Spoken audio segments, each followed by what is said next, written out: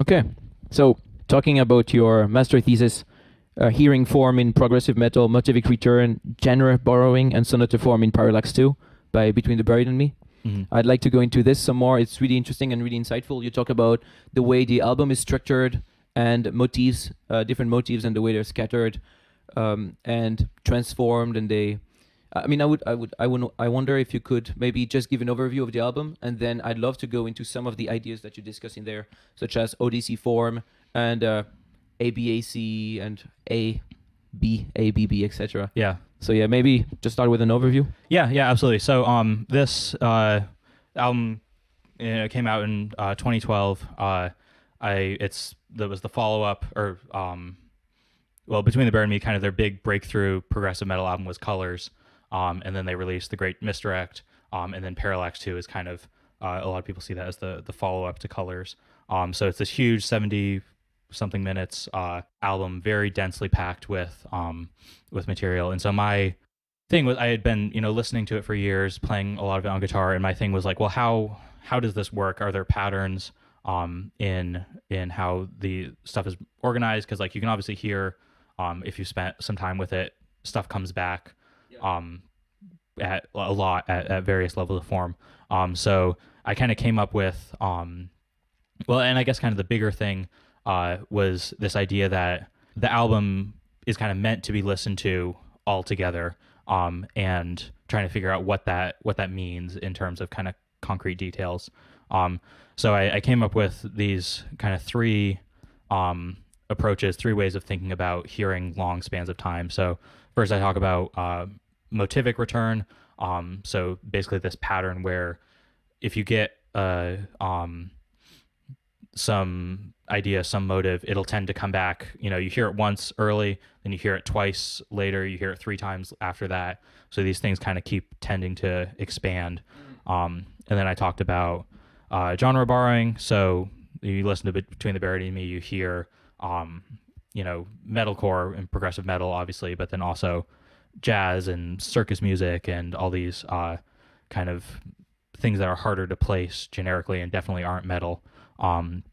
So I kind of tried to come up with a way of thinking about how that can be a structuring principle, and putting that into conversation with topic theory, which is kind of a well-established way of thinking about classical music. And then for the last one, I did one of the songs on the album kind of is very close to sonata form, or I think it makes a lot of sense to listen to as a sonata form. So like with a theme and a second theme and a development section and then a recapitulation.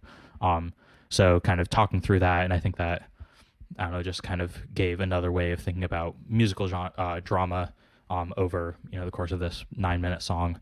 And I guess the kind of the unusual thing that I did with this was I didn't look at the lyrics, which is would be maybe the obvious starting place in a concept album like this, because there is a narrative, and part of that's because people have talked about it. The vocalist Tommy Rogers has published a book. It's still, it's not a super clear story. It's the narrative's all confused and kind of psychedelic, and it's not like watching a TV show, but there is that story. But I didn't talk about that because a lot of people have kind of spent time talking about that, not professional music theories, but fans on discussion boards online, on the BTBAM subreddit, and other places. But then also because for me, I never, listening to it for 7 years. When I sat down to write the master's thesis, I was like, all right, I should probably make a more of an effort to look at the lyrics. And it was like a complete shock to me to see what the story actually was. I don't know if I really had a story in my head, but I guess I was trying to reflect this way of hearing, where I'm hearing something that's maybe not story-like, but sustains my interest and feels like there's like a sense of purpose over the course of a 10-minute song or the full album or whatever, but it doesn't have to do with the lyrics necessarily. So that's a big roundabout way of introducing what I was talking about with this. Yeah, so you talk more about the musical narrative, and Yeah, we were talking about motive cues, and you used this idea, I think, from Mike Candless, right? Yeah, Who wrote yeah. a paper about Dream Theater Yep. of ABAC, Yeah. which is a pretty classic rock trick for writing riff. Yeah. Like, for example, where you have like an A part that repeats twice and two different endings. Yeah. So a good example of that would be Smoke on the Water, for example. Yep. But he talks about ABAC amps. Uh-huh. And so can you explain a little bit what this is and how it's different? Yeah, so so basically the short answer is you have the same idea. You have like you I think you put it very well, that A 2 times through this A material with different endings. But what he talks about is that in Dream Theater's music, and this is true of a lot of progressive metal bands, the 2 different endings will be in different meters, where the first one is shorter than the second one. So you have, I mean, there are tons of examples in Dream Theater, and in a lot of bands. I'm trying to think of a super obvious one. I mean, like, it's not really a progressive metal band, but the beginning of the first track on Blood Incantations, Star Spawn, it's like 6 + 7 or something. But I mean, his paper's on Music Theory Online, so it's free to access. Yeah. And so yeah, so that's his basic idea, and that was something that I read, and I was like, man, this is like something I know, but I never like Formalized it. thought to which I think that's like kind of the mark of good scholarship, at least for me. This that like feeling of recognition of something that you never thought to say yourself. Yeah, it's something that you know what it is, but you never put it into words. Yeah. And that's exactly what happened to me when I read about the concept that you developed, which is ABABB, where you have like it's like you call it it's like an expanding return construction. Yeah. Right? Yeah. So like, for example, in the heavy part of Telos, you have such a thing where it's like you have one thing that you keep on returning to, and then every time the B part is expanding and getting longer. Yeah.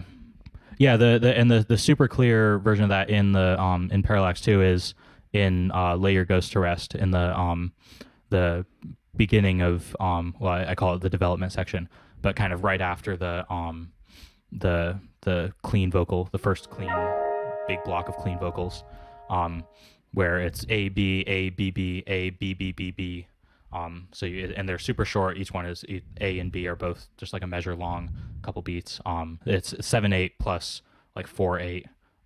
So 7/4 7/4 7/4 4/4. Okay. Yeah, and so I took that as kind of like a microcosm for things that are happening in a lot of places in the album. Not quite as exact always, but you have ideas that show up. Like kind of the most long-term one is basically a little bit of each song shows up in the last song in the Silent Flight Parliament, and almost all of them, when they show up in Silent Flight Parliament, they're like twice as long. Yeah, which it seems, I don't know, like, yeah, I guess it's kind of just a way of making sense of how these things tend to happen in this album. Yeah, it feels kind of sort of a recapitulation of the whole album, and I never again, I just listened to the album through, and it's like I did not notice all these things, but now that you say it, you have this appendix in your thesis where you map out the motifs and the way they show up, among other things that we're going to talk about later. And for example, Silent Flight Parliaments features a lot of pieces of other songs. For example, a reorganized version of the riff of Telos, or the chorus from Astral Body, for example. I was really surprised to hear that, because it's the exact same thing. It's not like coincidence or anything. Yeah. So it's extremely, extremely interesting.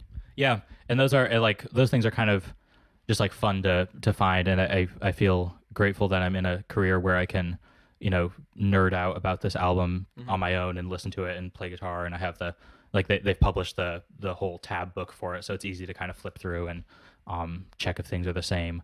But then also it's kind of trying to make this link between these kind of facts in the music that I can like point to in the tab book and say, oh, this riff comes back much later, and then kind of squaring that with how I'm hearing it, what the experience of what it's like to be like, oh, that riff's coming back, and now we're hearing it twice. So it feels like this moment of arrival that we've been waiting for, but not knowing that we've been waiting for the whole album. How important, we were talking about this before the podcast actually, but how important do you think is the fact that you play guitar and you play almost the whole album guitar? How important was that to the fact that you to your figuring out the album and how it works? Super important for me. I think we were also talking about this before. There are a lot of people we talked about. Dr. Olivia Lucas, who plays or doesn't play this stuff and has super insightful, super interesting things to say about this music, which I just find mind blowing. Because for me, I feel like it's almost a crutch. Like I have to play it on guitar to actually hear it, and to actually check if something's the same. And it's kind of, for me, it's like a shortcut. And then also it's just like when you're, it's complicated music and it's hard to memorize. And when you spend that much time like learning these songs, I feel like you kind of do all the analysis work ahead of time. And then when I go to actually write, it's like I kind of know the album well enough that I can make these connections that I wouldn't have been able to if I didn't have, the same sort of grasp of what each part sounds like. It's like you kind of like store the memory in your fingers. Like just now I was trying to remember a riff and I was like humming it and playing it like air guitar. Yeah. So it's like, I don't know, I think there's some interesting stuff to say about that, the kind of embodied memory that there is a haptic memory, and Yeah. I can definitely relate to that. For example, thinking when we were talking about smoking in the water, Yeah. I can feel it in my fingers kind of, because I usually Yeah. play it with several fingers. Yeah. And Yeah. And I think it's interesting kind of finding these boundaries between this like, these kind of super high level, I don't know, like high level in the sense of like talking about these abstract connections that span a really long time and how those are kind of inextricably linked for me to these very physical memories of what it's like to play these certain riffs. And yeah, I think that's... I mean, maybe we'll talk about that some more when we get into Carbon, because Yeah. you have the whole idea of different parallaxes and how it feels to hear the album versus playing it. Yeah. But something else I wanted to go into is your idea of Odyssey Form. Uh-huh. I thought it was very interesting. You mentioned, so it's just like one approach that you developed about form, Uh-huh. and you reference another scholar's research, a scholar that came up with the concept of heroic form, Yeah. probably based on Joseph Campbell's The Hero's Journey. Yeah. And so can you explain a little bit the difference between the two and what you meant? Yeah. by that? So the other scholar, Scott Burnham, he's a big Beethoven scholar, and he wrote that book, Beethoven Hero. And his idea is all kind of tied up in making this these parallels between Beethoven's life and his kind of the not necessarily just the biographical facts, but also how he's been portrayed and received for all these years, and the links between that and his music. And there are a lot of similarities to what I call Odyssey form in the music of Beethoven. But I thought that talking about progressive metal was different enough that it merited a different name. And so specifically for the Odyssey form, I'm talking about, I kind of like, it's another thing where I've been listening to music, and I guess it's a kind of distinction that I had made in my head and never really formalized or put into words. But I'm kind of talking about music that is starts with some sort of music and then goes through a whole lot of different riffs and spanning different genres and textures and whatever, and then eventually comes back to that same opening music. So kind of the loosely related to the journey of Odysseus. Mm-hmm. And so I didn't come up with like a really hard and fast way of distinguishing these, but I think there are some clear cases, like Between the Buried and Me's music often is in this type of form. And the other bands, I think like the Mars Volta, where they have these songs that go, like I'm thinking of the last song on Francis the Mute, which is 30 something minutes, and has all these riffs and solo sections and whatever, and then you finally get back. So it's like this kind of long-term journey form where you're waiting, you're like enjoying what's going on, but you're also kind of always waiting because at least once you've heard it once, that main riff or chorus or whatever is going to come back. Yeah, I mean, the idea for me was really spot on, because when Ulysses gets back to Ithaca about 20-something years, nobody recognizes him except the dog Argos, who recognizes him and dies immediately afterwards. And when I heard the re-exposition of Astral Body in Silent Flight Parliament, which is Astral Body is the first song after the intro, Yeah. and Silent Flight Parliament is the for the last song before the outro, and it's a re-exposition of the same thing. I was like, wow, it's the same thing. So Yeah. there is this feeling of they get back to the same place, but it's changed. It's like Yeah. different and. Yeah, exactly, and that's a really interesting. That's spot on. I think what you said is makes a lot of sense. I think the metaphor makes sense on more levels than I even originally intended. Yeah, because it's a lot of these. It took me a while to realize that's like, oh, that's the same riff, which was a super cool feeling. And there's some of them that are like super subtle, and they feel like, oh, they're just like kind of little Easter eggs thrown in for people who are like really paying attention. Yeah, so that, and then also just the idea of Odysseus or Ulysses' journeys. Like he kind of he does so many different like kind of completely different things. There's the sirens and the Cyclops and The witch. yeah, Circe and the Scylla and Charybdis and the Laestrygonians and all sorts of stuff. And Calypso. Yep, and Aeolus, the Bag of Winds, and Oh yeah, that's right. yeah. So yeah, there's, and like you think about just kind of like it's kind of episodic in the same way that I think this music is often kind of modular, where it's like you have one riff and then you have another riff. Maybe there's like often a transition between them, but it's kind of like you're in one place and then you're in another and then you're in another, and each one lasts for a little bit. So yeah, that was what was appealing for me. Yeah, and it creates this sense of expectation. Yeah. Yeah. What I would like to go into as well is the second thing you mentioned, topic theory. Yeah. Because your contention is actually that all the different genres that are present in BTBAM's music are there for a reason, and that they have a syntactical role and a structural role. So actually that they are just not thrown in there for the heck of it, but that they structure the song and they are here to give you a feeling of where you are, like kind of a verse chorus feeling. Yeah, exactly. So that was kind of I think you summarized that really well. That I was trying to figure out ways of articulating this feeling I have where the genre that I'm hearing at a given moment in between the Buried and Me kind of gives me an expectation for what's going to come next and what's going to come later. So kind of the most basic example of that is you hear at the very beginning, the intro, Goodbye to Everything. It's this, clean acoustic strummed guitar. And like, okay, well, it's going to turn into metal at some point. Because that's kind of how progressive metal or progressive rock even albums go. It's like, you start with some sort of intro, some sort of, ambient or, clean guitar or whatever. And then you get into the album proper. And that's true of like a lot of metal albums. You have death metal albums that start with some sort of like sampled horror movie or whatever. And then, okay, it's going to come in at the real metal's going to start in a sec. So that was kind of the most basic form. And then digging a little deeper, I started thinking about Bloom, which is kind of the outlier on the whole album. It's like this wacky psychedelic surf rock carnival music with mathcore, everything. Yeah. And it's like kind of thinking like, where does that come from? And then looking back, so I went and I traced like where you hear those genres at other points in the album. And you see this thing where, you get like a tiny little taste of it very early on.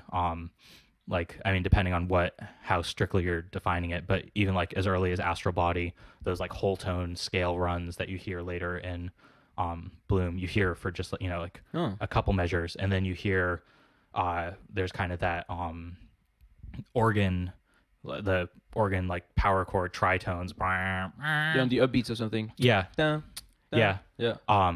In Lay Your Ghost to Rest, and then also later in the breakdown, there's or in the development, there's like that one little section where it sounds like an organ grinder, and then you get, there are a bunch of Extremophile Elite. There's the big long percussion, I guess it's marimba or vibraphone or something, the like kind of circus music sound. Yes. So basically the idea is like these get longer and longer until you finally get into Bloom. And so I was kind of talking about that as genre-wise, that's kind of the polar opposite of the like progressive metal that is the main thing on the album. So you have this thing, and Bloom happens kind of at the 3/4 of the way through the album, and you get this. So you're kind of like moving towards it and then away from it. So it's kind of just another way of thinking about long-term form that I think is both kind of conceptually, abstractly interesting, and then also gives you like kind of these little landmarks to hear. Or it's like, I think if you listen to Between the Buried and Me's music, you will hear, they often do these like really short, like one-off departures where it's like you have this heavy guitar riff and then suddenly they play it in this weird keyboard sound for one measure and then it goes back to the heavy guitar riff and then songs later you get like a full song or a full riff with that keyboard thing. So I was thinking about kind of another way of linking moments together other than just like saying, oh, this is the same riff. You can say, oh, this is the same kind of sound world, this is the same genre. And I think that can be a really interesting way of hearing this music, and one that I was drawn to it too because it's kind of completely alien to mainstream music theory, again in quotes, where kind of some of the other stuff I was doing, looking at motivic return, looking at sonata form, those are kind of pretty mainstream things to do if you're going to analyze a long piece of music, if you're going to analyze a sonata or a symphony or whatever. But talking about like genre, I think that's been done less. And when it has, like with topic theory, yeah, I think we should make that clear that topic theory is the study of different genres within the same piece of music. Yeah, exactly. Yeah, so topic theory has been around for a little while. Scholars like Ratner and Kofi Agawu more recently, and I'm blanking on her name. Maybe we'll just add it in a footnote. So their idea is that in classical music, so in the music of Haydn and Mozart especially, there are all these things that people listening at the time would have clearly recognized as meaning something else. So you have like a waltz figure that suddenly crops up, or martial music, like marching music, or pastoral topic is another one, or hunting. Like another big one is like horn fifths, where it's like imitating the hunting calls. And the idea is that these would kind of lend this dimension of meaning to the music that maybe scholars haven't been paying attention to because we're so far removed from the original like signifying power of those moments. Oh yeah, that makes total sense actually, because I was the other day I was listening to the 1812 Overture by Tchaikovsky, and I guess I have kind of a schizophrenic love-hate relationship with that song because I love V for Vendetta. I love Tchaikovsky and the concept of guns in a song, but that's actually the Russian army kicking the ass of the French army in Russia, right? Yeah. And at some point they have this, is the French anthem that they are playing. Yeah. They are playing the French anthem within the thing, so that would be a good example of what you're talking about, right? Yeah, exactly. And kind of, I think the cool thing about topic theory is it kind of makes it, I think it's very relatable thinking about pop music these days. It's like you listen to, I think of hip hop in particular, where you're sampling all these different kinds of sound worlds, and it's like that kind of has a meaning for just like everyday listeners, and it's cool because it's not like a super abstract music theory type of meaning. It's like a very accessible meaning. I mean, you get it like I think commercials even are like ads, advertisements are a good example. You hear, like classical music in advertisements now means something like, style, elegance, luxury, upper class stuff, whereas hip hop means, cool, street smart, whatever. So kind of trying to take that type of thinking, which it gets into, semiotics and sociology and culture studies more, which I didn't really dive into in my paper, but there's a ton of interesting research there. Yeah, and it seems to me, I mean, we were talking about it earlier, but you do an amazing job at peeling all the different layers of the onion in your thesis, because you have this appendix in which you are mapping not only it reminds me a bit of Bible studies, of studying the Bible, where you have scholars mapping all the connections between different parts of the Bible in different ways. And we were talking about how you map motifs through the album, but you also came up with a tool to study these topical changes that you called Ermac, so referential musical attribute cluster, which just means like it's what like the kind of like ethos and the style of the genre at the moment. And for example, we're talking about the song Bloom, and you make the really interesting point that Bloom is kind of in the middle of the album, and it is kind of a side. It's a bit outside of the narrative in terms of lyrics, and maybe in the album in general, but it's the center when it comes to stylistic. To the styles, because they're all featured in that song, which is kind of a compilation of all the different styles that are there. Yeah, absolutely. And I think that's kind of I mean, that was you're absolutely right. That was kind of one of the big things I was trying to do with my paper, is to say, like, there are a lot of ways to listen to long-term form in this album, um, and some of them are kind of exclusive of each other, but that doesn't mean that they can't exist at different times for different listeners. So like for Bloom, in terms of the lyrics, what it describes is like this like hallucinatory flashback that happens like before the kind of chronologically it comes before the album, and it doesn't really mean anything in the story. But then in this other way of hearing that I develop, it can be kind of central, like a cornerstone of the album, as the kind of the place where all these other genres are borrowed from or drawn from, and where they all point to.